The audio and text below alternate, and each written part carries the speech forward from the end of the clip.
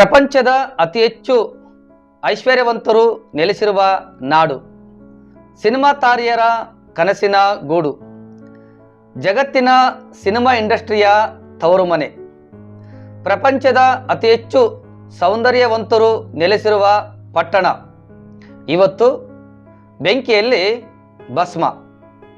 Los Angeles ಬೆಂಕಿಗೆ ತುತ್ತಾಗಿದ್ದು ಹೇಗೆ? Los Angeles ಯಾಶ್ Angeles ಆಗಿದ್ದು ಹೇಗೆ?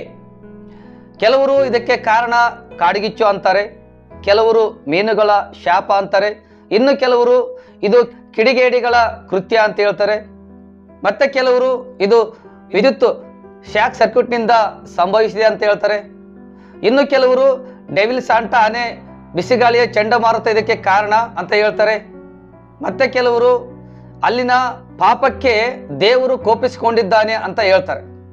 ಅಷ್ಟಕ್ಕೂ ಅಲ್ಲಿ ನಡೆದದ್ದೇನು? ನಿಜವಾಗ್ಲೂ ಅಲ್ಲಿ ದೇವರು ಕೋಪಿಸಿಕೊಂಡ ಆ ಪ್ರದೇಶಗಳ ಮೇಲೆ? ದೇವರು ಪ್ರೇಮ ಸ್ವರೂಪಿ ಅಂತ ಹೇಳ್ತೀವಲ್ಲ, ದೇವರು ಕರುಣಾಮಯಿ ಅಂತ ಹೇಳ್ತೀವಲ್ಲ, ದೇವರು ಶಾಂತಿದಾಯಕ ಅಂತ ಹೇಳ್ತೀವಲ್ಲ, ಹಾಗಾದರೆ ದೇವರು ಯಾಕೆ ಆ ದೇಶದ ಮೇಲೆ ಕೋಪಿಸಿಕೊಂಡ? ಅಷ್ಟಕ್ಕೂ ಅವ್ರು ಮಾಡಿದ್ದಾದರೂ ಏನು? ಬನ್ನಿ ಎಲ್ಲ ವಿಷಯಗಳನ್ನು ಈ ವಿಡಿಯೋದಲ್ಲಿ ನೋಡೋಣ. Welcome to Jesus gospel mission. ನಾನು ಸಹೋದರ ಆಂಜನೇಯ ತಿಮೋತಿ. ಈ ವಿಡಿಯೋ ಇಷ್ಟ ಆದರೆ ಲೈಕ್ ಮಾಡಿ, ಅನೇಕರಿಗೆ ಶೇರ್ ಮಾಡಿ, ಸಬ್ಸ್ಕ್ರೈಬ್ ಮಾಡ್ಕೊಳ್ಳೋದನ್ನು ಮರಿಬೇಡಿ. ಲಾಸ್ ಏಂಜಲೀಸ್ ಅಂದರೆ ಏನು? ಲಾಸ್ ಏಂಜಲೀಸ್ ಕುರಿತಾಗಿ ನಾವು ಮೊದಲು ತಿಳ್ಕೊಳ್ಳೋಣ. ಲಾಸ್ ಏಂಜಲೀಸ್ ಅಂದರೆ ಏಂಜಲ್ಗಳು ಅಂದರೆ ದೇವದೂತರು ನೆಲೆಸಿರುವಂಥ ಸ್ಥಳ ಅಂತ ಅರ್ಥ. ಅಲ್ಲಿ ಅತಿ ಹೆಚ್ಚು ಐಶ್ವರ್ಯವಂತರು ವಾಸ ಮಾಡ್ತಾರೆ. ಸಿನಿಮಾ ತಾರೆಯರೇ ಅಲ್ಲಿ ಹೆಚ್ಚು ವಾಸ ಮಾಡ್ತಾರೆ. ಎಲ್ಲಿ? ಕ್ಯಾಲಿಫೋರ್ನಿಯಾದ ಲಾಸ್ ಏಂಜಲೀಸ್ನಲ್ಲಿ. ಅಲ್ಲಿ ಇನ್ನೊಂದು ಪ್ರದೇಶ ಇದೆ, ಸ್ಯಾನ್ ಫರ್ನಾಂಡೋ ಅಂತ. ಇವೆರಡು ಪ್ರದೇಶಗಳು ಸುಟ್ಟು ಭಸ್ಮ ಆಗಿದ್ದಾವೆ. ಲಾಸ್ ಏಂಜಲೀಸು ಬೆಂಕಿಯಿಂದ ಭಸ್ಮ ಆಗಿದೆ. ಕಾರಣ ಏನು? ಹೊಸ ವರ್ಷ ಪ್ರಾರಂಭ ಆಗ್ತಿದ್ದಂತೆ ದೇವರು ಜಗತ್ತಿಗೆ ಎಚ್ಚರಿಕೆ ಕೊಟ್ಟಿದ್ದಾನ? ಯಾಕೆ ಬೆಂಕಿ ಆ ಮಟ್ಟಕ್ಕೆಲ್ಲ ಉರಿತಾ ಇದೆ? ಆ ಜನರ ಕೃತ್ಯಗಳೇನು? ಲಾಸ್ ಏಂಜಲೀಸ್ನಲ್ಲಿ ಕ್ಯಾಲಿಫೋರ್ನಿಯಾದಲ್ಲಿ ಭಾನುವಾರ 5ನೇ ತಾರೀಕು ಜನವರಿ 2025ರಂದು ಒಂದು ಫಂಕ್ಷನ್ ನಡೆಯುತ್ತೆ.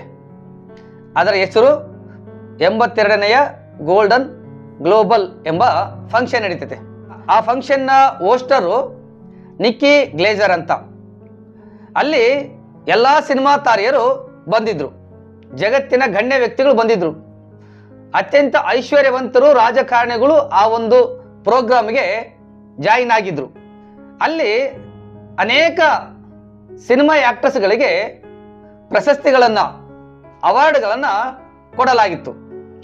ಆ ಅವಾರ್ಡ್ಗಳನ್ನು, ಪ್ರಶಸ್ತಿಗಳನ್ನು ತೆಗೆದುಕೊಂಡಂಥವರು 11 ಮಂದಿಗೆ, ಅಂದರೆ ಟೆಕ್ನಿಷಿಯನ್ಗಳಿಗೆ, ಪ್ರೊಡ್ಯೂಸರ್ಗಳಿಗೆ, ಆ್ಯಕ್ಟ್ರಸ್ಗಳಿಗೆ, ಡೈರೆಕ್ಟರ್ಗೆ, ಮ್ಯೂಸಿಕ್ ಡೈರೆಕ್ಟರ್ಗೆ, ಎಡಿಟರ್ಗಳಿಗೆ, ಅಂಥವ್ರಿಗೆ, ಅಂಥ 11 ಮಂದಿಗೆ ಆ ಅವಾರ್ಡ್ ತಗೊಂಡಿರ್ತಕ್ಕಂಥವ್ರು, ಪ್ರಶಸ್ತಿ ಸ್ವೀಕಾರ ಮಾಡಿದಂಥವ್ರು ಧನ್ಯವಾದ ಹೇಳ್ತಾರೆ, ಥ್ಯಾಂಕ್ಸ್ ಹೇಳ್ತಾರೆ, ಕೃತಜ್ಞತೆ ಹೇಳ್ತಾರೆ.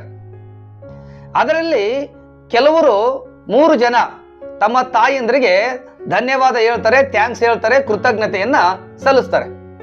ಅದರಲ್ಲಿ ಒಬ್ಬ ಮಾರಿಯೋ ಲೂಪೇಜ್ ಅಂತಕ್ಕಂಥ ವ್ಯಕ್ತಿಗೆ ಥ್ಯಾಂಕ್ಸ್ ಹೇಳ್ತಾನೆ, ಧನ್ಯವಾದ ಹೇಳ್ತಾನೆ. ಇದಾದ ಮೇಲೆ ನಿಕ್ಕಿ ಗ್ಲೇಜರ್ ಎಂಬತಕ್ಕಂಥ ಹೋಸ್ಟರು, ಈಕೆ ಸ್ಟ್ಯಾಂಡಪ್ ಕಾಮಿಡಿಯನ್ನು ಹೋಸ್ಟರ್ ಕೂಡ ಹೌದು, ಟೆಲಿವಿಷನ್ ಪ್ರೋಗ್ರಾಮ್ ಕೂಡ ನಡೆಸ್ಕೊಡ್ತಾಳೆ. ಅವಾರ್ಡ್ ಎಲ್ಲ ಕೊಟ್ಟಾದ್ಮೇಲೆ ಈಕೆ ಮಾತಾಡಲಿಕ್ಕೆ ಪ್ರಾರಂಭ ಮಾಡ್ತಾಳೆ. ಈಕೆ ಮಾತಾಡ್ತಾ ಸ್ಟಾರ್ಟಿಂಗಲ್ಲಿ ಏನು ಹೇಳ್ತಾಳೆ ಅಂದರೆ, ಇವತ್ತು ನಾವು ಕೇಳಿಸಿಕೊಂಡಂಥ, ಸ್ವೀಕರಿಸಿದಂಥ ಭಾಷಣಗಳೆಲ್ಲ ಬೆಂಕಿಯಲ್ಲಿವೆ. ಯಾಕಂದರೆ ಅವಾರ್ಡ್ ಸ್ವೀಕಾರ ಮಾಡಿದಂಥ, ಬಹುಮಾನಗಳನ್ನ ಸ್ವೀಕಾರ ಮಾಡಿದಂಥವರು 11 ಮಂದಿಗೆ ಧನ್ಯವಾದಗಳನ್ನು ಹೇಳಿದ್ದಾರೆ. ಕೆಲವರು ತಮ್ಮ ತಾಯಿಯಂದ್ರಿಗೆ, 3 ಜನ ತಾಯಿಯಂದ್ರಿಗೆ ಹೇಳಿದ್ದಾರೆ. ಇನ್ನು ಒಬ್ಬರು ಮಾತ್ರ ಮಾರಿಯೋ ಲೂಪೆಜ್ಗೆ ಧನ್ಯವಾದ ಹೇಳಿದ್ದಾರೆ. ಆದರೆ ಅವರಲ್ಲಿ ಯಾರು ಕೂಡ ದೇವರಿಗೆ ಧನ್ಯವಾದ ಥ್ಯಾಂಕ್ಸ್ ಕೃತಜ್ಞತೆ ಹೇಳಿಲ್ಲ. ಇದೇ ಅತ್ಯಂತ ಆಶ್ಚರ್ಯಕರವಾದದ್ದು. ಈ ಪಟ್ಟಣವನ್ನು ಗಾಡ್ಲೆಸ್ ಪಟ್ಟಣ ಅಂತ ಕರೆದ್ರೂ ಆಶ್ಚರ್ಯ ಇಲ್ಲ ಅಂತ ಹೇಳ್ತಾಳೆ. ಆ ಮಾತು ಹೇಳಿದ ತಕ್ಷಣನೇ ಅಲ್ಲಿದ್ದಂತ ಎಲ್ಲರೂ ಕೂಡ ನಗುತ್ತಾರೆ. ಅಂದ್ರೆ ಈ ಪಟ್ಟಣ ದೇವರಿಲ್ಲದ ಪಟ್ಟಣ ಅಂತ ಕರೆದರೆ ಆಶ್ಚರ್ಯ ಏನು ಇಲ್ಲ ಅಂತ ಅವಳು ಹೇಳ್ತಾಳೆ. ಯಾಕೆಂದ್ರೆ ಒಬ್ರು ಕೂಡ ದೇವರಿಗೆ ಕೃತಜ್ಞತೆ ಹೇಳಿರ್ಲಿಲ್ಲ. ಆ ಮಾತಿಗೆ ಅಲ್ಲಿರ್ತಕ್ಕಂಥವ್ರೆಲ್ಲರೂ ಕೂಡ ನಗುತ್ತಾರೆ. ಅಂದ್ರೆ ದೇವರನ್ನ ಮೋಕಿಂಗ್ ಮಾಡ್ತಾರೆ. They are all mocking to God. ದೇವರನ್ನ ಅಪಹಾಸ್ಯ ಮಾಡ್ತಾರೆ. ಮನುಷ್ಯರನ್ನ ಅಪಹಾಸ್ಯ ಮಾಡೋ ಜಾಗದಲ್ಲಿ ದೇವರನ್ನ ಅಪಹಾಸ್ಯ ಮಾಡ್ತಾರೆ. ದೇವರಿಗೆ ಕೃತಜ್ಞತೆ ಧನ್ಯವಾದ ಥ್ಯಾಂಕ್ಸ್ ಹೇಳುವಂತ ಜಾಗದಲ್ಲಿ ಮನುಷ್ಯರಿಗೆ ಕೃತಜ್ಞತೆಯನ್ನ ಧನ್ಯವಾದಗಳನ್ನ ಥ್ಯಾಂಕ್ಸ್ ಅನ್ನ ಹೇಳ್ತಾರೆ. ಯಾರೊಬ್ರು ಕೂಡ ಅಲ್ಲಿ ದೇವರಿಗೆ ಥ್ಯಾಂಕ್ಸ್ ಹೇಳದೆ ದೇವರನ್ನ ಆಡಿಕೊಂಡು ನಗುತ್ತಾರೆ. ಇದು ನಡೆದ ಯಾವತ್ತು? ಜನವರಿ 5 ಭಾನುವಾರ 2025. ಇದಾಗಿ 42 ಗಂಟೆಗೆ ಆ ಕ್ಯಾಲಿಫೋರ್ನಿಯಾದಲ್ಲಿ ಲಾಸ್ ಏಂಜಲೀಸು ಮತ್ತು ಸ್ಯಾನ್ ಫರ್ನಾಂಡೋ ಎಂಬ ಪ್ರದೇಶದಲ್ಲಿ ಬೆಂಕಿ ಕಾಣಿಸ್ಕೊಳ್ತತೆ. 7ನೇ ತಾರೀಕು ನೈಟು ಅವತ್ತು ಕಾಣಿಸ್ಕೊಂಡಂತ ಬೆಂಕಿ ಇವತ್ತಿನವರೆಗೂ ಒತ್ತಿ ಉರಿತಾ ಇದೆ. ಅವರು ಮಾಡಿದ ಮುಖ್ಯ ಪಾಪ ಏನು? ದೇವರನ್ನ ಅಲ್ಲೆಗಳೆದ್ರು. ಕಾರಣ ಏನು? ಅವರಲ್ಲಿದ್ದಂತ ಐಶ್ವರ್ಯ, ಅವ್ರಿಗಿದ್ದಂತ ಹಣ, ಅವ್ರಿಗಿದ್ದಂತ ಇಮೇಜು, ಇದು ದೇವರಿಂದ ಬಂದದ್ದು ಅಂತಕ್ಕಂಥದ್ದು ಮರೆತು ಬಿಟ್ರು. ಅವರು ಮರೆತು ಬಿಟ್ರು. ದೇವರನ್ನ ಅವಮಾನ ಮಾಡಿದ್ರಿಂದ ಆ ಪ್ರದೇಶ ಇವತ್ತು ಸುಟ್ಟು ಬೂದಿಯಾಗಿದೆ. ಲಾಸ್ ಏಂಜಲೀಸ್ ಹೋಗಿ ಯಾಸ್ ಏಂಜಲೀಸ್ ಆಗಿದೆ. ದೇವರನ್ನ ಮೋಕಿಂಗ್ ಮಾಡಿದ್ರು. ಅವರು ನಗುತ್ತಾರೆ ದೇವರನ್ನ ಆಡಿಕೊಂಡು. ಸತ್ಯವೇದ ಏನ್ ಹೇಳ್ತತೆ? ಎಲ್ಲಾ ವಿಷಯಗಳಲ್ಲೂ ದೇವರಿಗೆ ಕೃತಜ್ಞತಾ ಸ್ತುತಿಗಳನ್ನ ಮಾಡಿರಿ, ನಿಮಗೆ ಬೇಕಾದದ್ದನ್ನು ಪ್ರಾರ್ಥನೆ ಮಾಡಿರಿ ದೇವರಿಗೆ. ಆಕೆ ಒಂದು ಮಾತು ಹೇಳ್ತಾಳೆ, ಯೂನಿವರ್ಸಲ್ ಕ್ರಿಯೇಟೆಡ್ ಗಾಡ್ ಇಲ್ಲಿ 0 ಸ್ಥಾನದಲ್ಲಿದ್ದಾರೆ ಅಂತ ಹೇಳ್ತಾರೆ. ಅಲ್ಲಿ ದೇವರಿಗೆ 0 ಸ್ಥಾನ ಕೊಟ್ಟು ಮನುಷ್ಯರಿಗೆ ಅಂಕಗಳನ್ನ ಕೊಟ್ಟಿದ್ರು. ಕೇವಲ ಇದೊಂದೇ ಪಾಪ ಅಲ್ಲ ಅಲ್ಲಿ ಇದ್ದಿದ್ದು. ನಾನು ಅವಾಗಲೇ ಹೇಳಿದೆ, ಅಲ್ಲಿ 2 ಪ್ರದೇಶಗಳು ಅತ್ಯಂತ ಭಯಂಕರವಾಗಿ ಸುಟ್ಟು ಬೂದಿಯಾಗಿದೆವಂತ. ಒಂದು ಸ್ಯಾನ್ ಫರ್ನಾಂಡೋ, ಇನ್ನೊಂದು ಲಾಸ್ ಏಂಜಲೀಸ್ ಅಂತ. ಈ ಲಾಸ್ ಏಂಜಲೀಸ್ ನಲ್ಲಿ ಹಾಲಿವುಡ್ ಇದೆ. ಹಾಲಿವುಡ್ ಅಂದ್ರೆ ಪ್ರಪಂಚದ ಎಲ್ಲ ಇಂಗ್ಲಿಷ್ ಫಿಲ್ಮ್ಗಳೆಲ್ಲ ನೋಡ್ತೀವಲ್ಲ, ಆಕ್ಷನ್ ಫಿಲ್ಮ್ಗಳೆಲ್ಲ ನೋಡ್ತೀವಲ್ಲ, ದೊಡ್ಡ ದೊಡ್ಡ ಯೂನಿವರ್ಸಲ್ ಸ್ಟುಡಿಯೋ, ಡಿಸ್ನಿ, ಸೋನಿ, ಇವೆಲ್ಲ ಇಂಡಸ್ಟ್ರಿಗಳು ಅಲ್ಲಿದ್ದಾವೆ. ಆಮೇಲೆ ಈ ಸ್ಯಾನ್ ಫರ್ನಾಂಡೋ ಅಂತಕ್ಕಂಥ ಸ್ಥಳದಲ್ಲಿ ಪೋರ್ನೋಗ್ರಫಿ ಮೂವಿ ಇಂಡಸ್ಟ್ರಿ ಇದೆ. ಪೋರ್ನೋಗ್ರಫಿ ಮೂವಿ ಇಂಡಸ್ಟ್ರಿ ಅಂದ್ರೆ ನೀಲಿ ಚಿತ್ರಗಳ ಇಂಡಸ್ಟ್ರಿ ಇದೇ ಅತ್ಯಂತ ಭಯಂಕರ. ನೀಲಿ ಚಿತ್ರಗಳು, ವಯಸ್ಕರ ಚಿತ್ರಗಳು, ಎ ಸರ್ಟಿಫಿಕೇಟ್ ಚಿತ್ರಗಳಂತ ಹೇಳ್ತೀವಲ್ಲ, ಗೂಗಲ್ ನಲ್ಲಿ ಇವುಗಳದೇ ದೊಡ್ಡ ದಂಧೆ, ಇವುಗಳದೇ ಜಾಸ್ತಿ ಇವತ್ತು ಕಾಣಿಸ್ಕೊಳ್ತಕ್ಕಂಥದ್ದು.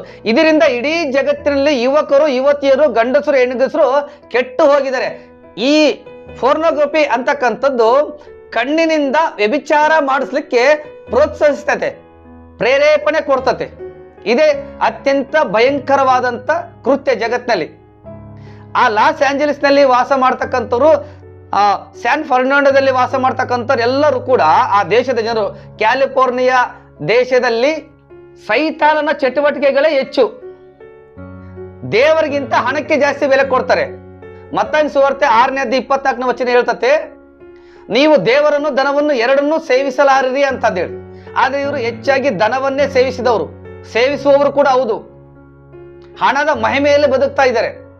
ಕೇವಲ ಇದು ಮಾತ್ರ ಅಲ್ಲ, ಪೋರ್ನೋಗ್ರಫಿ ಮಾತ್ರ ಅಲ್ಲ, ಅಲ್ಲಿ ಕೆಲವು ನಿಯಮಗಳಿದ್ದಾವೆ, ಕೆಲವು ಸಂಪ್ರದಾಯಗಳಿದ್ದಾವೆ. ಇತ್ತೀಚಿನ ದಿನಗಳ ಹುಟ್ಟಿಕೊಂಡಂತ ಸಂಪ್ರದಾಯಗಳು. ಜೆಂಡರ್ ಟ್ರಾನ್ಸ್ಫರ್ ಮಾಡಿಸ್ಕೊಳ್ತಾರೆ ಹೆಚ್ಚು ಜನಗಳು. ಅಂದ್ರೆ ಲಿಂಗ ಬದಲಾವಣೆ ಮಾಡಿಸ್ಕೊಳ್ತಾರೆ. ಗಂಡಸರು ಹೆಂಗಸರಾಗ್ತಾರೆ, ಹೆಂಗಸರು ಗಂಡಸರಾಗ್ತಾರೆ. ಇದು ದೇವರಿಗೆ ವಿರುದ್ಧವಾದಂತ ಕಾರ್ಯ. ಇದು ದೇವರಿಗೆ ವಿರುದ್ಧವಾದಂತ ಕಾರ್ಯ. ಆಮೇಲೆ ಸೇಮ್ ಜೆಂಡರ್ ಮ್ಯಾರೇಜ್ ಆಗ್ತಾರೆ ಅಲ್ಲಿ. ಅಂದ್ರೆ ಗಂಡಸು ಗಂಡಸನ್ನ ಮದುವೆ ಆಗ್ತಾನೆ, ಹೆಂಗಸು ಹೆಂಗಸರನ್ನ ಮದುವೆ ಆಗ್ತಾರೆ. ಗಂಡಸಿನ ಜೊತೆಗೆ ಸೇರ್ತಾನೆ, ಹೆಂಗಸಿನ ಜೊತೆಗೆ ಸೇರ್ತಾರೆ. ಹೋಮೋಸೆಕ್ಸುಯಾಲಿಟಿ ಅಂತಾರಲ್ಲ, ಸಲಿಂಗ ಕಾಮಿಗಳು ಅಲ್ಲಿ ಹೆಚ್ಚಿದ್ದಾರೆ. ಇದು ಸತ್ಯವೇದದಲ್ಲಿ ನಾವು ಲೋಟನ ಕಾಲದಲ್ಲಿ ನೋಡ್ತೀವಿ. ಆದಿಕಾಂಡ 19ನೇ ಅಧ್ಯಾಯದಲ್ಲಿ ಇಬ್ಬರು ದೇವದೂತರು ಲೋಟನ ಬಳಿಗೆ ಹೋದಾಗ ಆ ದೇಶದ ಜನರು ಬಂದು ಲೋಟನ ಮನೆಯ ಬಾಗಿಲು ಬಡಿತಾ ಹೇಳ್ತಾರೆ ಲೋಟನಿಗೆ, ನಿನ್ನ ಮನೆಗೆ ಬಂದಿರತಕ್ಕಂತ ಗಂಡಸರನ್ನ ಕಳಿಸು ಅಂತ. ಯಾಕಂದ್ರೆ ದೇವದೂತರು ಪುರುಷರ ರೂಪದಲ್ಲಿ ಅಲ್ಲಿ ಹೋಗಿರ್ತಾರೆ, ಮನುಷ್ಯರ ರೂಪದಲ್ಲಿ ಅಲ್ಲಿ ಹೋಗಿರ್ತಾರೆ. ಅವ್ರನ್ನ ಕಳಿಸು, ನಾವು ಅವ್ರ ಜೊತೆಗೆ ಸಂಭೋಗ ಮಾಡ್ಬೇಕಂತ ಹೇಳ್ತಾರೆ. ನೋಡಿ, ದೇವರು ಆ ದೇಶದ ಮೇಲೆ, ಸೊದೋಮ ಗೊಮರದ ಮೇಲೆ ಕೋಪ ಮಾಡಿಕೊಂಡು ಆ ದೇಶನ ಸುಟ್ಟು ಬೂದಿ ಮಾಡಿದ. ನಾವು ಮತ್ತೆ ಅದೇ ಘಟನೆನ ಗೆಬೆದಲ್ಲಿ ನೋಡ್ತೀವಿ. ಗೆಬೆ ಎನ್ನುವಂತ ಪ್ರದೇಶ ಬೆನ್ಯಾಮೀನ್ಯರಿಗೆ ಬಂದಂತ ಪ್ರಾಂತ. ಎಲ್ಲಿ ನ್ಯಾಯಸ್ಥಾಪಕರು 19-20ನೇ ಅಧ್ಯಾಯದಲ್ಲಿ ಆ ಘಟನೆನ ನಾವು ಕಾಣ್ತೀವಿ.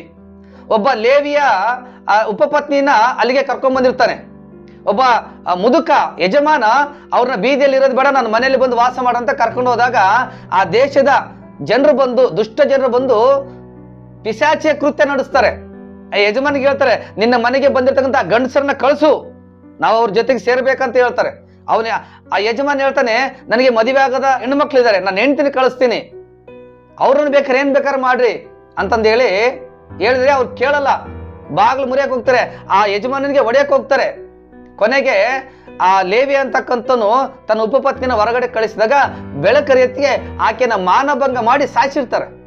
ಪಿಶಾಚ ಕೃತ್ಯ ಗೆಬೆದಲ್ಲಿ ಕಾಣ್ತೀವಿ. ಆಮೇಲೆ ಆ ಇಸ್ರೇಲ್ ಎಲ್ಲರೂ ಹೋಗಿ ಸೈನ್ಯ ಯುದ್ಧಕ್ಕೆ ಹೋಗಿ ಗೆಬೆದವ್ರನ್ನ ನಾಶ ಮಾಡಿ ಆ ಪಟ್ಟಣನ ಸುಟ್ಟಾಕ್ತಾರೆ. ಅಲ್ಲಿ ದೇವರೇ ಆಕಾಶದಿಂದ ಬೆಂಕಿ ಸುರಿಸಿದ ಸೊದೋಮ್ ಗೊಮೋರದ ಮೇಲೆ. ಇಲ್ಲಿ ಇಸ್ರಾಯೇಲ್ರು ಹೋಗಿ ಗೆಬೆದವ್ರನ್ನ ಸಾಯಿಸಿ ಬೆಂಕಿ ಹೊತ್ತಿಸ್ತಾರೆ. ಮುಂಚಿತವಾಗಿ ಯೆರೂಸಲೇಮಿಗೆ ದೇವರ ಎಚ್ಚರಿಕೆ ಕೊಡ್ತಾನೆ, ಯೆರೂಸಲೇಮೇ, ನೀನು ದೇವರ ಸ್ಥಾನದಲ್ಲಿ ವಿಗ್ರಹಗಳನ್ನ ಇಟ್ಟು ಪೂಜೆ ಮಾಡ್ತಾ ಇದೀಯಾ. ಅನೇಕ ಪ್ರವಾದಿಗಳನ್ನ ಕಳಿಸ್ತಾನೆ ದೇವರು ಯೆರೂಸಲೇಮಿಗೆ, ಯಹೂದ್ಯರನ್ನ ಎಚ್ಚರಿಸ್ತಾನೆ. ಆದ್ರೆ ಯಹೂದ್ಯರು ವಿಗ್ರಹಗಳ ಆರಾಧನೆ ಮಾಡ್ತಾರೆ, ದೇವರನ್ನ ಬಿಟ್ಟು ಬಿಡ್ತಾರೆ, ದೇವರನ್ನ ಮರೆತು ಬಿಡ್ತಾರೆ. ಆಗ ದೇವರು ನೆಬೂಕದ್ನೆಚ್ಚರನಿಗೆ ಅಪ್ಪಣೆ ಕೊಡ್ತಾನೆ. ನೆಬೂಕದ್ನೆಚ್ಚರ ಬಂದು ಯೆರೂಸಲೇಮನ್ನ ಬೆಂಕಿ ಇಟ್ಟು ಸುಟ್ಟು ನಾಶ ಮಾಡ್ತಾನೆ. ಈ ಲಾಸ್ ಆಂಜಲೀಸ್ ನಲ್ಲಿ ಕೂಡ ದೇವರಿಗೆ ಬೆಲೆ ಇಲ್ಲ, ದೇವರನ್ನ ಅಪಹಾಸ್ಯ ಮಾಡ್ತಾರೆ. ಮನುಷ್ಯರನ್ನ ಅಪಹಾಸ್ಯ ಮಾಡೋ ಜಾಗದಲ್ಲಿ ದೇವ್ರನ್ನ ಅಪಹಾಸ್ಯ ಮಾಡ್ತಾರೆ. ಇನ್ನು ಅತ್ಯಂತ ಭಯಂಕರವಾದ ಕೃತ್ಯ ಏನಂದ್ರೆ ಅಲ್ಲಿ ಸೆಕ್ಸ್ ಬಿಫೋರ್ ಮ್ಯಾರೇಜ್ ನಡೀತೈತೆ. ಸೆಕ್ಸ್ ಬಿಫೋರ್ ಮ್ಯಾರೇಜ್ ಅಂದ್ರೆ ಮದುವೆಗಿಂತ ಮುಂಚೆನೆ ಗಂಡು ಹೆಂಗಸರು ಸೇರಬೇಕು, ಗಂಡು ಹೆಣ್ಣು ಸೇರಬೇಕು, ಪರೀಕ್ಷೆ ಮಾಡ್ಕೋಬೇಕು ದೇರ್ ಕೆಪಾಸಿಟಿ. ನೋಡಿ ಎಂತ ಸಿದ್ಧಾಂತಗಳಿವೆ. ಹೋಮೋಸೆಕ್ಸುಯಾಲಿಟಿ, ಸಲಿಂಗ ಕಾಮಿಗಳು ಜಾಸ್ತಿ ಇದ್ದಾರೆ. ಗಂಡಸರು ಮದುವೆ ಆಗ್ತಾರೆ. ಸೊದೋಮ ಗೊಮೋರದಲ್ಲಿ ಅದೇ ಆಗಿದ್ದು, ಸೊದೋಮ ಗೊಮೋರದ ಕೂಡ ಅದೇ ಆಗಿದ್ದು. ಸ್ವಭಾವಕ್ಕೆ ವಿರುದ್ಧವಾದಂತ ಕೃತ್ಯಗಳನ್ನ ಮಾಡಿದ್ರು. ಮಾಡಿದ್ರೆ ದೇವರು ದೇವದೂತರನ್ನೇ ಬಿಟ್ಟಿಲ್ಲ. ಯೂದ ಪತ್ರಿಕೆ ಅದನ್ನೇ ಹೇಳ್ತತೆ. ಯೂದ ಪತ್ರಿಕೆಯಲ್ಲಿ ಸ್ಪಷ್ಟವಾಗಿ ಬರೀತತೆ ಈಗಿನ ಕಾಲ ಯಾವ ರೀತಿಯಾಗಿದೆ ಎಂಬುದಾಗಿ. ಯೂದನ ಪತ್ರಿಕೆ ತೆಗೆಯೋಣ. ಯೂದನ ಪತ್ರಿಕೆ 1ನೇ ಅಧ್ಯಾಯ 6, 7, 8ನೇ ವಚನ ಓದೋಣ. ಅದ್ಭುತವಾದಂತ ವಾಕ್ಯಗಳು, ಈ ಲೋಕಕ್ಕೆ ಎಚ್ಚರಿಕೆ ಕೊಟ್ಟಂತ ವಾಕ್ಯಗಳು. 6ನೇ ವಚನ, ತಮ್ಮ ದೊರೆತನವನ್ನು ಕಾಪಾಡದೆ ತಮಗೆ ತಕ್ಕ ವಾಸಸ್ಥಾನವನ್ನು ಬಿಟ್ಟ ದೇವದೂತರಿಗೆ ದೇವರು ನಿತ್ಯವಾದ ಬೇಡಿಗಳನ್ನು ಹಾಕಿ ಮಹಾದಿನದಲ್ಲಿ ಆಗುವ ದಂಡನೆಯ ತೀರ್ಪಿಗಾಗಿ ಅವರನ್ನು ಕತ್ತಲೆಯೊಳಗೆ ಇಟ್ಟಿದ್ದಾನೆ. ಇವತ್ತು ಲಾಸ್ ಏಂಜಲೀಸು, ಸ್ಯಾನ್ ಫರ್ನಾಂಡೋದಲ್ಲಿ ಅಂದ್ರೆ ಕ್ಯಾಲಿಫೋರ್ನಿಯಾದಲ್ಲಿ ನಡೆದಂತ ಈ ಬೆಂಕಿಯ ಘಟನೆ ನೋಡ್ತಾ ಇದ್ರೆ, ಸುಟ್ಟು ಭಸ್ಮ ಆಗಿರ್ತಕ್ಕಂಥ ಲಾಸ್ ಏಂಜಲೀಸ್ ನೋಡ್ತಾ ಇದ್ರೆ, ಇದು ಕೂಡ ಮುಂದೆ ಆಗ್ತಕ್ಕಂಥ ಸಂಘಟನೆಗೆ ಮುಂಗುರುತು ಸೂಚನೆ ಅಂತಂದೇಳಿ ನಮಗೆ ಗೊತ್ತಾಗುತ್ತೆ. ಯಾವ ರೀತಿ ದೇವದೂತರನ್ನ ದೇವರು ಮಹಾದಿನದಲ್ಲಿ ಆಗುವ ದಂಡನೆ ತೀರ್ಪಿಗಾಗಿ ಅವ್ರನ್ನ ಕತ್ತಲೊಳಗೆ ಇಟ್ಟಂತೆ ಮಹಾದಿನದಲ್ಲಿ ಈ ಲೋಕಕ್ಕೆ ತೀರ್ಪಾಗುವಂತ ದಿನ ಬರುತ್ತೆ. ಅವತ್ತು ಏನ್ ನಡೀತಿತ್ತು ಅದನ್ನ ಇವತ್ತು ದೇವರು 2025 ಪ್ರಾರಂಭದಲ್ಲಿ, ಹೊಸ ವರ್ಷದಲ್ಲೇ ತೋರಿಸ್ಕೊಟ್ಟಿದ್ದೇನೆ. ಪಾಪಕ್ಕೆ ಆದಂತ ಶಿಕ್ಷೆ ಇದು. ಮುಂದಕ್ಕೆ ಹೋಗೋಣ. 7ನೇ ವಚನ, ಸೊದೋಮ್ ಗೊಮೋರ ಪಟ್ಟಣಗಳವರು, ಅವುಗಳ ಸುತ್ತಮುತ್ತಣ ಪಟ್ಟಣಗಳವರು ಆ ದೂತರಂತೆ ನಡೆದುಕೊಂಡು ತಮ್ಮನ್ನು ಜಾರತ್ವಕ್ಕೆ ಒಪ್ಪಿಸಿಬಿಟ್ಟು ಸ್ವಭಾವ ವಿರುದ್ಧವಾದ ಭೋಗವನ್ನು ಅನುಸರಿಸಿದ್ದರಿಂದ ಅವರು, ನೋಡ್ರಿ, ಸ್ವಭಾವ ವಿರುದ್ಧವಾದ ಭೋಗವನ್ನು ಅನುಸರಿಸಿದ್ದರಿಂದ ಅವರು ನಿತ್ಯವಾದ ಅಗ್ನಿಯಲ್ಲಿ ದಂಡನೆಯನ್ನು ಅನುಭವಿಸುತ್ತಾ ದುರ್ಮಾರ್ಗಿಗಳಿಗೆ ಆಗುವ ದುರ್ಗತಿಗೆ ಉದಾಹರಣೆಯಾಗಿ ಇಡಲ್ಪಟ್ಟಿದ್ದಾರೆ. ಹೀಗಿದ್ದರೂ ಈ ಜನರು ಸ್ವಪ್ನಾವಸ್ಥೆಯಲ್ಲಿರುವವರಂತೆ ಅದೇ ರೀತಿಯಾಗಿ, ಗಮನಿಸ್ರಿ, ಅದೇ ರೀತಿಯಾಗಿ ಶರೀರವನ್ನು ಮಲಿನ ಮಾಡಿಕೊಳ್ಳುತ್ತಾರೆ, ಪ್ರಭುತ್ವವನ್ನು ಅಸಡ್ಡೆ ಮಾಡುತ್ತಾರೆ, ಮಹಾಪದವಿಯವರನ್ನು ದೂಷಿಸುತ್ತಾರೆ. ಈಗಿನ ಕಾಲದವರಿಗೆ ಎಚ್ಚರಿಸ್ತಾನೆ ದೇವರು. ಈ ಜನರು ಸ್ವಪ್ನಾವಸ್ಥೆಯಲ್ಲಿ ಇರುವವರಂತೆ ಅದೇ ರೀತಿಯಾಗಿ ಶರೀರವನ್ನು ಮಲಿನ ಮಾಡಿಕೊಳ್ಳುತ್ತಾರೆ, ಪ್ರಭುತ್ವವನ್ನು ಅಸಡ್ಡೆ ಮಾಡುತ್ತಾರೆ. ಯಾವ ಪ್ರಭುತ್ವ? ಈ ಲೋಕದ ಪ್ರಭುತ್ವ ಅಲ್ಲ, ಪರಲೋಕದ ಪ್ರಭುತ್ವವನ್ನು ಅಸಡ್ಡೆ ಮಾಡ್ತಾ ಇದ್ದಾರೆ, ಶರೀರವನ್ನು ಮಲಿನ ಮಾಡಿಕೊಳ್ತಾ ಇದ್ದಾರೆ. ಸೊದೋಮ್ ಗೊಮೋರದವ್ರ ತರ ಗಂಡಸರನ್ನ ಪ್ರೇರೇಪಿಸ್ತಾರೆ ಸೇರ್ಲಿಕ್ಕೆ, ಹೆಂಗಸರನ್ನ. ಸ್ವಭಾವಕ್ಕೆ ವಿರುದ್ಧವಾದಂಥ ಕಾರ್ಯಗಳು ಇವೆಲ್ಲವು. ಸ್ವಭಾವಕ್ಕೆ ವಿರುದ್ಧವಾದಂಥ ಕಾರ್ಯಗಳನ್ನ ಈ ಲಾಸ್ ಏಂಜಲೀಸ್, ಕ್ಯಾಲಿಫೋರ್ನಿಯಾದಲ್ಲಿ ಅತಿ ಹೆಚ್ಚು ನಡೀತವೆ. ಮೊದಲನೇದು, ದೇವರನ್ನ ಅಪಹಾಸ್ಯ ಮಾಡಿದ್ದರಿಂದ. ಎರಡನೇದು, ಅಲ್ಲಿರ್ತಕ್ಕಂಥ ಫೋರ್ನೋಗ್ರಫಿ ಮೂವಿ ಇಂಡಸ್ಟ್ರಿ ಇಡೀ ಜಗತ್ತಿಗೆ ಹೊಲಸನ್ನ ಅದು ತೋರಿಸ್ತದೆ, ಕಲಿಸ್ಕೊಡ್ತದೆ. ಯುವಕ ಯುವತಿಯರನ್ನ ಇವತ್ತು ಅದು ಬಲಿ ಮಾಡ್ತಾ ಇದೆ, ಕಣ್ಣಿನಿಂದ ವ್ಯಭಿಚಾರ ಮಾಡಲಿಕ್ಕೆ. ಸೆಕ್ಸ್ ಬಿಫೋರ್ ಮ್ಯಾರೇಜ್, ಜೆಂಡರ್ ಟ್ರಾನ್ಸ್ಫರೇಷನ್, ಗಂಡಸರು ಹೆಂಗಸರಾಗ್ತಾರೆ, ಹೆಂಗಸರು ಗಂಡಸರಾಗ್ತಾ ಇದ್ದಾರೆ. ಹೋಮೋಸೆಕ್ಸುಯಾಲಿಟಿ ಹೆಚ್ಚಾಗಿದೆ. ಸೇಮ್ ಜೆಂಡರ್ ಮ್ಯಾರೇಜ್ ಅಂದ್ರೆ ಹೆಣ್ಣನ್ನ ಗಂಡನ ಮದುವೆ ಆಗ್ತಕ್ಕಂಥ ಸಿದ್ಧಾಂತಗಳನ್ನ ಅದು ಪರಿಚಯಿಸ್ತಾ ಇದೆ ಜಗತ್ತಿಗೆ. ಅಲ್ಲಿ ದೇವರಾಗಿಲ್ಲ, ಏಸು ದೇವರಾಗಿಲ್ಲ, ದುಡ್ಡೇ ದೇವರು, ಹಣವೇ ದೇವರಾಗಿದೆ. ಆ ರೀತಿಯಾಗಿ ಅಲ್ಲಿ ಆ ಪಾಪಕೃತ್ಯಗಳು ನಡೀತಾ ಇದ್ದಾವೆ. ಮುಂದೊಂದು ದಿನ ಲಾಸ್ ಏಂಜಲೀಸು, ಕ್ಯಾಲಿಫೋರ್ನಿಯಾ ಬೆಂಕಿಗೆ ಬಲಿಯಾಗುತ್ತೆ. ಕ್ಯಾಲಿಫೋರ್ನಿಯಾ ಎಚ್ಚೆತ್ಕೋ, ಲಾಸ್ ಏಂಜಲೀಸ್ ಎಚ್ಚೆತ್ಕೋ, ಅಮೆರಿಕ ಎಚ್ಚೆತ್ಕೋ ಅಂತಂದೇಳಿ ಮರ್ಮರಿ ಇಮ್ಮಾನುವೆಲ್ ಎಂಬ ಪಾಸ್ಟರು ಪ್ರವಾದನೆ ನುಡಿದಿದ್ರು. ಈ ವಿಡಿಯೋನ ಕೇಳಿ, ಈ ವಿಡಿಯೋ ನೀವು ಕೇಳಿದ್ರೆ ಅರ್ಥ ಆಗುತ್ತೆ. America, this is a warning based on love and humility.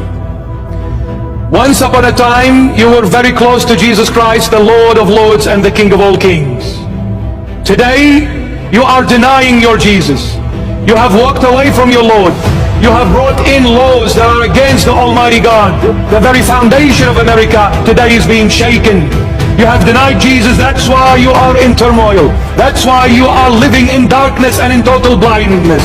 The moment you took the Holy Bible out of schools, the moment you introduced laws that are offensive to your Jesus Christ, rest assured the wrath of God will come upon you and no one will save you. Come back to the Lord. Otherwise, there will be another empire that is a dragon, will come up and will devour you and the entire globe. Repent, America, before it's too late. Come back to your Lord and to our Lord and to the Lord of all, Jesus Christ of Nazareth. Come back. ಅವ್ರು ಹೇಳಿದ್ದೇನು? America, ನೀನು ಒಂದು ಕಾಲದಲ್ಲಿ ದೇವರಿಗೆ ಬಹಳ ಸಮೀಪ ಇದ್ದೆ, ದೇವರನ್ನ ಪ್ರಚಾರ ಮಾಡ್ತಾ ಇದ್ದೆ, ಆದರೆ ಇವತ್ತು ನೀನು ದೇವರಿಂದ ದೂರ ಆಗಿದ್ದೀಯಾ. ನೀನು ಮತ್ತೆ ದೇವರ ಕಡೆಗೆ ತಿರುಗಿಕೋ, ಇಲ್ಲ ಅಂದ್ರೆ ದೇವರ ಕೋಪ ನಿನ್ನ ಮೇಲೆ ಬರ್ತತೆ. ನೀನು ಕತ್ತಲೆಯಲ್ಲಿ ವಾಸ ಮಾಡ್ತಾ ಇದೀಯಾ, ಬುದ್ಧಿಹೀನತೆಯಲ್ಲಿ ವಾಸ ಮಾಡ್ತಿದ್ಯಾ. ನಿನ್ನ ಮೇಲೆ ದೇವರ ಕೋಪ ಬರೋದಕ್ಕಿಂತ ಮುಂಚೆ ನೀನು ದೇವರ ಕಡೆಗೆ ತಿರುಗಿಕೋ ಅಂತಂದೇಳಿ ಮರ್ಮರಿ ಇಮ್ಮಾನುವೆಲ್ ಎಂಬ ಪಾಸ್ಟರ್ ಪ್ರವಾದನೆ ನುಡಿದಿದ್ರು ಹೋದ ವರ್ಷದಲ್ಲಿ. ಅದು ಈ ವರ್ಷ ನೆರವೇರಿದೆ. ಮೊನ್ನೆ 2025 ಜನವರಿ 2-3 ಒಬ್ಬ ಲೇಡಿ ಪ್ರಾಫೆಟ್, ಸ್ತ್ರೀ ಪ್ರವಾದಿನಿ, ಕ್ಯಾಲಿಫೋರ್ನಿಯಾ ಲಾಸ್ ಏಂಜಲೀಸ್ನಲ್ಲಿ ಮೆಟ್ರೋಗಳಲ್ಲಿ ಓಡಾಡ್ತಾ, ಬಸ್ಗಳಲ್ಲಿ ಬೀದಿಗಳಲ್ಲಿ ನಿಂತು, ಕ್ಯಾಲಿಫೋರ್ನಿಯಾ, ಲಾಸ್ ಏಂಜಲೀಸ್ ಕೇಳಿಸಿಕೋ, ನಿನ್ನ ಪಾಪ ಹೆಚ್ಚಾಗಿದೆ, ನೀನು ಹೋಮೋಸೆಕ್ಸುಯಾಲಿಟಿ ಮಾಡ್ತಾ ಇದೀಯಾ, ನೀಲಿ ಚಿತ್ರಗಳಿಗೆ ನೀನು ಸಪೋರ್ಟ್ ಮಾಡ್ತಾ ಇದೀಯಾ, ನೀನು ಸಲಿಂಗ ಕಾಮಕ್ಕೆ ಒಳಗಾಗಿದೀಯಾ, ಹೆಂಗಸಿಗೆ ಸಪೋರ್ಟ್ ಮಾಡ್ತಾ ಇದೀಯಾ, ಗಂಡಸು ಮದುವೆಯಾಗಿ ಸಪೋರ್ಟ್ ಮಾಡ್ತಾ ಇದೀಯಾ, ಈಗೋ ನಿನ್ನ ಮೇಲೆ ಕತ್ತಲು ಆವರಿಸ್ತದೆ, ದೇವರು ನಿನ್ನ ಮೇಲೆ ಕೋಪಗೊಂಡಿದ್ದಾನಂತಂದೇಳಿ ರೀಸೆಂಟ್ ಆಗಿ ಜನವರಿ 2-3 ಬೀದಿಗಳಲ್ಲಿ ಕೂಗಿ ಹೇಳಿದ್ದಾಳೆ ಒಬ್ಬ ಲೇಡಿ ಪ್ರಾಫೆಟ್. ಆ ವಿಡಿಯೋ ಕೂಡ ನೋಡ್ಕೊಂಡ್ ಬನ್ನಿ, ಆ ವಿಡಿಯೋ ಕೂಡ ಇದರಲ್ಲಿ ಇದೆ. Los Angeles, there is a wrath coming to this city, and I prophetically speak it out loud as a warning. You think all this debauchery, all this sin is going unnoticed? You think getting drunk, smoking weed, sex before marriage, homosexuality, transgender, all of that, you think that God doesn't see it? God says it's an abomination.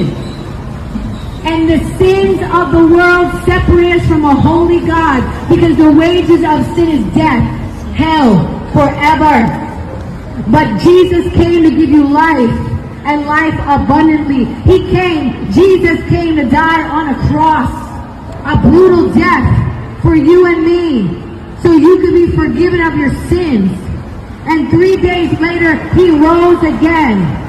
He's alive and alive forevermore. So you must put your faith in Jesus Christ. ಆದರೂ California ಎಚ್ಚೆತ್ತುಕೊಂಡಿಲ್ಲ. ಅತ್ಯಂತ ಹೆಚ್ಚು ಪಾಪದ ಕೃತ್ಯಗಳನ್ನು ಮಾಡಿರ್ತಕ್ಕಂಥ ಪಟ್ಟಣ, ಮುಂದೆ ಆಗ್ತಕ್ಕಂಥ ಘಟನೆಗಳಿಗೆ ಮುನ್ಸೂಚನೆ, ಇದು ಜಗತ್ತಿಗೆ ಎಚ್ಚರಿಸಿದೆಯಾ? ಆದ್ರೆ ಒಂದು ವಿಷಯ ಗಮನಿಸ್ರಿ, 82ನೇ ಗ್ಲೋಬಲ್ ಫಂಕ್ಷನ್ ನಲ್ಲಿ ಅಟೆಂಡ್ ಆಗಿರ್ತಕ್ಕಂಥವ್ರು ಅವತ್ತು ಯಾವ ಮನೆಗಳಲ್ಲಿ ವಾಸ ಮಾಡಿದ್ರು, ಯಾವ ಕಾರುಗಳಲ್ಲಿ ವಾಸ ಮಾಡಿದ್ರು, ಎಂತೆಂಥ ಅವಾರ್ಡ್ಗಳನ್ನ ತಗೊಂಡಿದ್ರು, 12ನೇ ತಾರೀಕಿಗೆ ಭಾನುವಾರ ಕೇವಲ 8 ದಿನಗಳಲ್ಲಿ ಅವರಿಗಿದ್ದ ಮನೆ ಬೂದಿಯಾಗಿ ಹೋಗಿದೆ, ಅವರ ಕಾರು ಸುಟ್ಟೋಗಿದೆ, ಅವರ ಹಣ ಬೂದಿಯಾಗಿದೆ, ಬಟ್ಟೆಗಳು ಬೂದಿಯಾಗಿದ್ದಾವೆ, ಅವರ ಅವಾರ್ಡ್ಗಳು ಬೆಂಕಿಯಲ್ಲಿ ಸುಟ್ಟೋಗಿದ್ದಾವೆ. ಐಶ್ವರ್ಯವಂತರು ಭಿಕ್ಷಕರಾಗಿದ್ದಾರೆ, ಕಾರಲ್ಲಿ ಓಡಾಡ್ತಕ್ಕಂಥವ್ರು ಕಾಲಿನಲ್ಲಿ ಓಡಾಡ್ತಿದ್ದಾರೆ, ಕಾಸ್ಟ್ಲಿ ಬಟ್ಟೆ ಧರಿಸ್ತಕ್ಕಂಥವ್ರು ಮಾಸಿದ ಬಟ್ಟೆ ಧರಿಸ್ತಾ ಇದ್ದಾರೆ, ಮೃಷ್ಟಾನ್ನ ಭೋಜನ ಮಾಡ್ತೀವಿ, ಮನಸ್ಸಿಗೆ ಬೇಕಾದದ್ದು ತಿಂತೀವಿ ಅಂತಕ್ಕಂಥವ್ರು ಊಟಕ್ಕೆ ಅಲಿದಾಡ್ತಿದ್ದಾರೆ, ಕಾಸ್ಟ್ಲಿ ನೀರು ಕುಡಿತಾ ಇದ್ದಂಥವ್ರಿಗೆ ಇವತ್ತು ದಾಹ ಆಗಿದೆ, ಬಾಯಾರಿಕೆ ಆಗಿದೆ, ನೀರು ಸಿಗ್ತಾ ಇಲ್ಲ.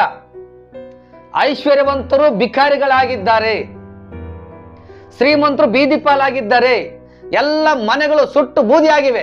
ಜಗತ್ತಿಗೆ ಎಂತ ಎಚ್ಚರಿಕೆ ಇದು? ಪಾಪ ಮಾಡ್ತಾ ಇದ್ದೀರಾ, ಹಣದ ಹಿಂದೆ ಓಡ್ತಾ ಇದ್ದೀರಾ, ಸೌಂದರ್ಯನೇ ದೇವರಂತ ಪೂಜಿಸ್ತಾ ಇದ್ದೀರಾ, ಹಣನೇ ದೇವರಂತ ಪೂಜಿಸ್ತಾ ಇದ್ದೀರಾ, ದೇವರನ್ನ ಅಲಕ್ಷ್ಯ ಮಾಡ್ತಾ ಇದ್ದೀರಾ, ದೇವರನ್ನ ಗೌರವಿಸ್ತಿಲ್ವಾ, ದೇವರಿಗೆ ಕೃತಜ್ಞತೆ ಹೇಳ್ತಾ ಇಲ್ವಾ? ದೇವರು ಎಚ್ಚರಿಸ್ತಾ ಇದ್ದಾನೆ. ಇದು ದೇವರು ಜಗತ್ತಿಗೆ ಕೊಡ್ತಕ್ಕಂಥ ಎಚ್ಚರಿಕೆ. ಹಣ ದೇವರಲ್ಲ, ವಿಗ್ರಹಗಳು ದೇವರಲ್ಲ. ಈ ಜಗತ್ತಿನಲ್ಲಿ ವಿಗ್ರಹಗಳು ದೇವರಲ್ಲ ಅಂತಂದೇಳಿ ವೇದಗಳು ಹೇಳ್ತವೆ, ಬೈಬಲ್ ಹೇಳುತ್ತೆ, ಕುರಾನ್ ಹೇಳುತ್ತೆ, ಅನೇಕ ಸಂತರು, ಶರಣರು, ಬಸವಣ್ಣ ಹೇಳಿದ್ದಾನೆ, ಸರ್ವಜ್ಞ ಹೇಳಿದ್ದಾನೆ, ವಿಗ್ರಹಗಳು ದೇವರಲ್ಲ ಅಂತ. ಇವತ್ತು ಇಡೀ ಜಗತ್ತು ವಿಗ್ರಹಗಳ ಕಡೆಗೆ ಹೋಗ್ತಾ ಇದೆ. ವಿಗ್ರಹಗಳು ದೇವರಲ್ಲ, ಸರ್ವ ಸೃಷ್ಟಿಕರ್ತನಾದ ಯೇಸು ಒಬ್ಬನೇ ದೇವರು, ನಜರೇತನ ಯೇಸುವೆ ನಿಜವಾದ ದೇವರು. ಈ ಜಗತ್ತಿನಲ್ಲಿ ಮನುಷ್ಯ ಯಾವತ್ತಿಗೂ ದೇವರಾಗಲ್ಲ, ಮನುಷ್ಯ ದೇವರನ್ನ ಮಾಡಕ್ಕಾಗಲ್ಲ, ದೇವರು ಮನುಷ್ಯನ ಮಾಡ್ಲಿಕ್ಕೆ ಸಾಧ್ಯ. ದೇವರು ಒಬ್ಬ ಮನುಷ್ಯನ ಉಂಟು ಮಾಡ್ತಾನೆ, ಆ ಮನುಷ್ಯನ ಹೆಸರು ಆದಾಮ. ಆ ಮನುಷ್ಯ ಪಾಪಕ್ಕೆ ಒಳಗಾಗ್ತಾನೆ, ಆ ಮನುಷ್ಯನಿಂದನೇ ಇಡೀ ಜಗತ್ತಿನ ಮಾನವ ಕುಲ ಹುಟ್ಟಿಕೊಳ್ತು. ಮಂಗನಿಂದ ಮಾನವ ಬಂದಿಲ್ಲ, ದೇವರಿಂದ ಮಾನವ ಬಂದಿದ್ದು, ದೇವರಿಂದ ಮನುಷ್ಯ ಬಂದಿದ್ದು, ದೇವರು ಮನುಷ್ಯನ ಉಂಟು ಮಾಡಿದ. ಇವತ್ತು ಆ ಮನುಷ್ಯನೇ ದೇವರನ್ನು ಉಂಟು ಮಾಡ್ತಾ ಇದ್ದಾನೆ. ದೇವರು ಮನುಷ್ಯನ ಮಾಡ್ಲಿಕ್ಕೆ ಸಾಧ್ಯ ಹೊರತು ಮನುಷ್ಯ ದೇವರನ್ನ ಮಾಡ್ಲಿಕ್ಕೆ ಸಾಧ್ಯ ಇಲ್ಲ. ಆ ಮೊದಲನೇ ಮನುಷ್ಯನಾದ ಆದಾಮನಿಂದ ಇಡೀ ಜಗತ್ತು ಪಾಪಕ್ಕೊಳಗಾಯ್ತು. ದೇವರೇ ಮನುಷ್ಯ ಕುಮಾರನಾಗಿ ಬಂದು ಪಾಪವನ್ನು ಹೊತ್ತುಕೊಂಡು ಸತ್ತು ಸಮಾಧಿ ಸೇರಿ ಸಮಾಧಿಯಿಂದ ಎದ್ದು, ಈಗ ನಾನು ಸಮಾಧಿಯಿಂದ ಎದ್ದು ಬಂದಿದ್ದೇನೆ, ನಾನು ಮೃತ್ಯುಂಜಯ ಅಂತಂದು ಹೇಳಿ ಅನೇಕರಿಗೆ ಕಾಣಿಸಿಕೊಂಡು ಮತ್ತೆ ಯೇಸು ಸ್ವರ್ಗಕ್ಕೆ ಹೋದ. ಮತ್ತೆ ಯೇಸು ಸ್ವಾಮಿ ತಿರುಗಿ ಬರ್ತಾನೆ, ಬರುವ ಕಾಲ ಸಮೀಪವಾಗಿದೆ. ಪಾಪದಲ್ಲಿದೆಯಾ? ವಿಗ್ರಹ ಆರಾಧನೆ ಮಾಡ್ತಾ ಇದೆಯಾ? ಹಣನ ದೇವರು ಅಂತಂದು ಹೇಳಿ ಹಿಂಬಾಲಿಸಿದೆಯಾ? ಇದು ಎಚ್ಚರಿಕೆ, ದೇವರು ಕೊಟ್ಟಿರ್ತಕ್ಕಂಥ ಎಚ್ಚರಿಕೆ. ದೇವರು ಪಾಪಗಳು ಕ್ಷಮಿಸ್ತಾನೆ. ಯೇಸು ಸ್ವಾಮಿ ಹೆಸರು ಹೇಳಿದ್ರೆ ಪಾಪಗಳು ಪರಿಹಾರ ಆಗ್ತವೆ. ಯೇಸುವೆ ದೇವರು, ಸತ್ತು ಸಮಾಧಿಯಿಂದ ಎದ್ದು ಬಂದನು ಅಂತ ಹೃದಯದಿಂದ ನಂಬಿ ಬಾಯಿಂದ ಅರಿಕೆ ಮಾಡಿಕೊಂಡ್ರೆ ನಿನ್ನ ಪಾಪಗಳು ಪರಿಹಾರ ಆಗ್ತವೆ. ಹಣ ಕೊಡೋದು ಬೇಕಾಗಿಲ್ಲ. ಇದು ಫ್ರೀ, ಉಚಿತವಾದದ್ದು, ಕೃಪೆ, ದೇವರು ಕೊಟ್ಟಂತ ಕೃಪೆ ಇದು. ವೇದಗಳಲ್ಲಿ ಹೇಳ್ತತೆ, ಸರ್ವ ಪಾಪ ಪರಿಹಾರೋ ರಕ್ತ ಪ್ರೋಕ್ಷಣಂ ಅವಶ್ಯಂ ತದ್ರಕ್ತಂ ಪರಮಾತ್ಮೇನ ಪುಣ್ಯದಾನ ಬಲಿಯಾಗಂ. ಸಾಮವೇದದಲ್ಲಿ ವೇದಗಳು ಹೇಳ್ತವೆ, ಸರ್ವ ಪಾಪ ಪರಿಹಾರಕ್ಕೆ ರಕ್ತ ಪ್ರೋಕ್ಷಣೆ ಅವಶ್ಯಕತೆ ಇದೆ. ಸರ್ವ ಮಾನವರ ಪಾಪ ಪರಿಹಾರ ಆಗಬೇಕಾದ್ರೆ ರಕ್ತ ಪ್ರೋಕ್ಷಣೆ ಬೇಕು ಜಗತ್ತಿಗೆ. ಆ ರಕ್ತ ಪ್ರೋಕ್ಷಣೆ ಮಾಡಿದ್ಯಾರು? ಯೇಸು ಸ್ವಾಮಿ ರಕ್ತ ಪ್ರೋಕ್ಷಣೆ ಮಾಡಿ ಸರ್ವ ಮಾನವರ ಪಾಪವನ್ನು ಪರಿಹಾರ ಮಾಡಿದ. ಈ ಜಗತ್ತಿನಲ್ಲಿ ಸತ್ತು ಸಮಾಧಿಯಿಂದ ಎದ್ದು ಬಂದಿರತಕ್ಕಂಥ ದೇವ್ರು ಯಾರಾದ್ರೂ ಇದಾರೆ ಅಂದ್ರೆ ಯೇಸು ಸ್ವಾಮಿ ಒಬ್ರೇ. ಮೃತ್ಯುವನ್ನು ಜಯಿಸಿದಂತ ದೇವ್ರು ಈ ಜಗತ್ತಿನಲ್ಲಿ ಯಾರಾದ್ರೂ ಇದಾರೆ ಅಂದ್ರೆ ಅದು ಯೇಸು ಸ್ವಾಮಿ ಒಬ್ರೇ. ಯೇಸು ಸ್ವಾಮಿ ಒಬ್ರೇ. ಇವತ್ತು ಯಾಕೆ ಜಗತ್ತು ಏಸು ಏಸು ಅಂತ ಹಿಂಬಾಲಿಸುತ್ತಂತಂದ್ರೆ ಸ್ವರ್ಗಕ್ಕೆ ಹೋಗ್ಬೇಕಂದ್ರೆ ಏಸು ಒಬ್ಬರೇ ಮಾರ್ಗ, ನಾನೇ ಮಾರ್ಗ ಸತ್ಯ ಜೀವ ಆಗಿದ್ದೇನೆ ಎಂಬುದಾಗಿ ಯೇಸು ಸ್ವಾಮಿ ಹೇಳಿದ. ಲಾಸ್ ಆಂಜಲಿಸ್ ಆಗಿದೆ. ಕಾರಣ ಪಾಪ, ಅತ್ಯಂತ ಭಯಂಕರವಾದಂತ ಪಾಪ. ಆ ಪ್ರದೇಶವನ್ನ ಸುಟ್ಟು ಬೂದಿ ಮಾಡಿದಾನಂತ ಅಂದ್ರೆ ದೇವರು ಜಗತ್ತಿಗೆ ಎಚ್ಚರಿಸ್ತಾ ಇದ್ದಾನೆ. ಅದರಿಂದ ದೇವರು ಮನುಷ್ಯರು ದೇವರ ಕಡೆಗೆ ತಿರುಗಿಕೊಳ್ಳಲಿ ಅಂತ ಮುಂಚಿತವೇ ಪ್ರವಾದನೆ ಕೂಡ ದೇವರು ಮಾಡಿಸಿದ್ದ. ಆದ್ರೆ ಎಚ್ಚೆತ್ತುಕೊಂಡಿಲ್ಲ. ಈ ವಿಡಿಯೋ ನೋಡ್ತಕ್ಕಂಥವ್ರು, ಏಸನ್ನ ನಂಬಿರ್ತಕ್ಕಂಥವ್ರಾಗ್ಲಿ ನಮ್ಮದೇ ಇರ್ತಕ್ಕಂಥವ್ರಾಗ್ಲಿ, ಏಸು ಒಬ್ಬರೇ ದೇವ್ರು ಈ ಜಗತ್ತಿಗೆ, ಬೇರೆ ಯಾವ ದೇವ್ರಿಲ್ಲ. ಸ್ವರ್ಗಕ್ಕೆ ಹೋಗ್ಬೇಕನ್ನುವಂತ ಆಸೆ, ಕನಸು, ಬಯಕೆ, ಇಷ್ಟ ಇದ್ರೆ ಏಸುವನ್ನ ಹಿಂಬಾಲಿಸಿ ಕಣ್ಮುಚ್ಚಿ ಪ್ರಾರ್ಥನೆ ಮಾಡೋಣ. ಸರ್ವಶಕ್ತನಾದ ದೇವರೇ, ನಮ್ಮ ರಕ್ಷಕನಾದ ಯೇಸುವೆ, ನಿಮ್ಮ ಪರಿಶುದ್ಧವಾದ ನಾಮಕ್ಕೆ ಸ್ತೋತ್ರ ಉಂಟಾಗಲಿ ಸ್ವಾಮಿ. ಕರ್ತನೆ, ಇವತ್ತು ಲಾಸ್ ಏಂಜಲೀಸು ಅಪ್ಪ ಬೆಂಕಿಯಲ್ಲಿ ಬೆಂದು ಹೋಗ್ತಿದೆ, ಸುಟ್ಟು ಹೋಗ್ತಿದೆ, ಬೂದಿಯಾಗಿದೆ ಕರ್ತನೆ. ಆ ಜನರ ಪಾಪ, ಆ ಪೋರ್ನೋಗ್ರಫಿ ಅಂತಕ್ಕಂಥ ಪಾಪ ಇಡೀ ಜಗತ್ತಿನಲ್ಲಿರ್ತಕ್ಕಂಥ ಎಲ್ಲ ಜನರಿಗೆ ಗೂಗಲ್ ಮೂಲಕವಾಗಿ ಅದು ಅಪ್ಪ ಕಳಿಸಿ ಇಡೀ ಜಗತ್ತಿನ ಪಾಪಕ್ಕೆ ಗುರಿ ಮಾಡ್ತಾ ಇದೆ ಸ್ವಾಮಿ. ಪಾಪದ ಮೂಲವನ್ನ ತೆಗೆದು ಹಾಕ್ಲಿಕ್ಕೆ ನೀನು ಇವತ್ತು ಲಾಸ್ ಏಂಜಲೀಸ್ ಮೇಲೆ ದೇವರ ಕರ್ತನೆ ಅಪ್ಪ ಆ ರೀತಿಯಾದ ದುರಂತ ಆಗಿದೆ ಕರ್ತನೆ. ಅನ್ಯ ಜನರೆಲ್ಲರ ಜ್ಞಾಪಕ ಮಾಡ್ಕೊ. ಈ ವಿಡಿಯೋ ನೋಡಿ ಪ್ರತಿಯೊಬ್ಬನ ಆಶೀರ್ವಾದ ಮಾಡು. ಅವರ ಪ್ರಾರ್ಥನೆ ಮನವಿ ಎಲ್ಲ ನೆರವೇರಿಸು ಕರ್ತನೆ. ನೀನು ಬರುವಾಗ ಎಲ್ಲರ ಜ್ಞಾಪಕ ಮಾಡ್ಕೊ. ಎಲ್ಲ ಸ್ತುತಿ ಘನ ಮಾನ ಮಹಿಮೆ ನಿನಗೆ. ನಮ್ಮನ್ನು ತಗ್ಗಿಸಿಕೊಂಡು ಕ್ರಿಸ್ತ ಯೇಸು ಹೆಸರಿನಲ್ಲಿ ಪ್ರಾರ್ಥಿಸಿ ತಂದೆಯಾದ ಪರಲೋಕ ದೇವರೇ, ಆಮೇನ್. Price the lord. ದೇವರು ನಿಮ್ಮನ್ನು ಆಶೀರ್ವಾದ ಮಾಡಲಿ.